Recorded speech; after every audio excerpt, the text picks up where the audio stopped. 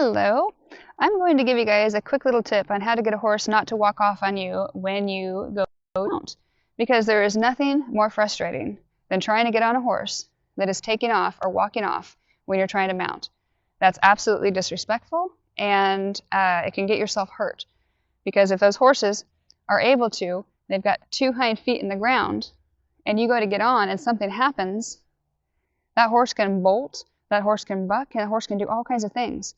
But I'll show you a quick little thing that you can do to be able to teach your horses to stand still, because there's nothing worse than being able to trying to mount on a horse and having them dance all around you and trying to take off and do whatever they want. It's absolutely disrespectful. And horses work off the pecking order. So when horses work off the pecking order, if you're not higher on the pecking order than they are, then they are not going to respect you one bit. So this is an awesome little video for that. And what I'm going to do is I've got split reins on this mare right here.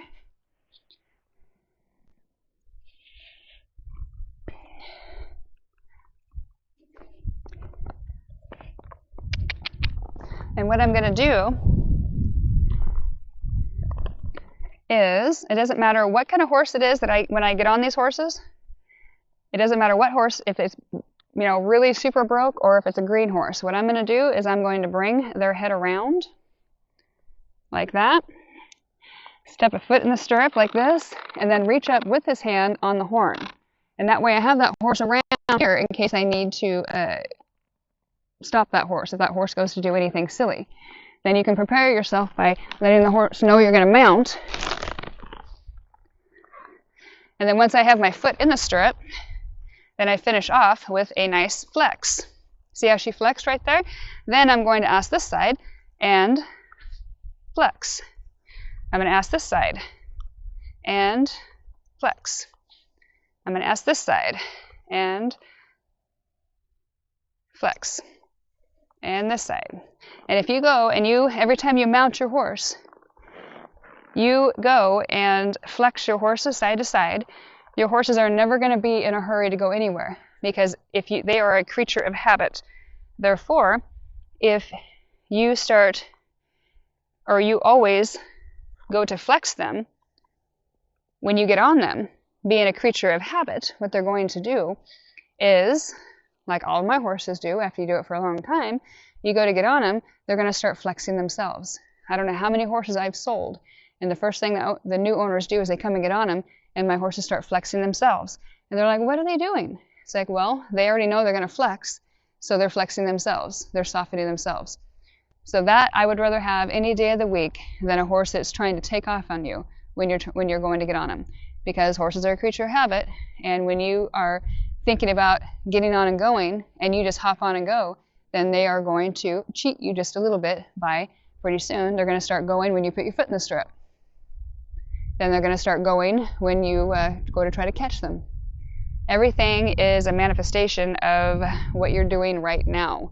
And if what you're doing right now is just hopping on and going, it's going to get worse and worse and worse. But if you teach these horses to stand and then flex after you get on, then you can teach your horses to put their heads down. So touch the spurs to the belly. Teach them to put their head down on command. Like that, right there.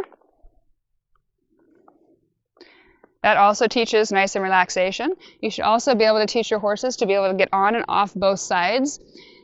Honestly, if you get on and off one side only, it will make your horses uneven. It can also sore them up on the withers, especially on this right side of the wither if you're getting on the left side all the time. So I always teach my horses to get on and off both sides.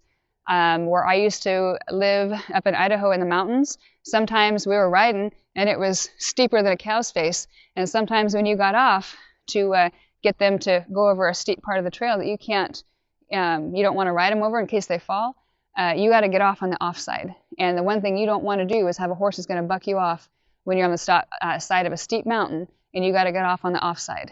I've been there and I've done that, and it's one of those things that you're glad you do it. So that's the first thing I do with all colts before I even step on to ride them, is I get used to them mounting offside and onside.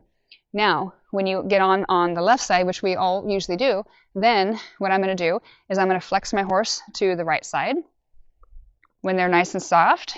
Then I'm going to take and remove my left foot, swing over, and step down. Off on this side, I'm going to end her with a nice flex. When she flexes, right there, I'm going to let her go. So if you get on one side, you should always get off on the other, because then you will equal out the withers. Otherwise, you have a tendency of throwing those withers off. You can take those withers and make them sore by getting off and on all the time, especially if you are not very good at mounting and pulling that horse over. Use a mounting block. That's best for the horse, because if you're hurting the horse to get on, then they're not going to want you on there, for one. So the more you can make it comfortable for the horse, the more they're going to want to perform for you. So learn to mount properly, learn to mount safely, and teach them how to stand still and relax after you mount. It's safer for you, teaches the horse to respect you more, and the more respect they have for you, the better the horse is going to perform for you. Okay? That's another little quick tip on keeping your horse nice and relaxed. This is a great thing that you can put towards any horse.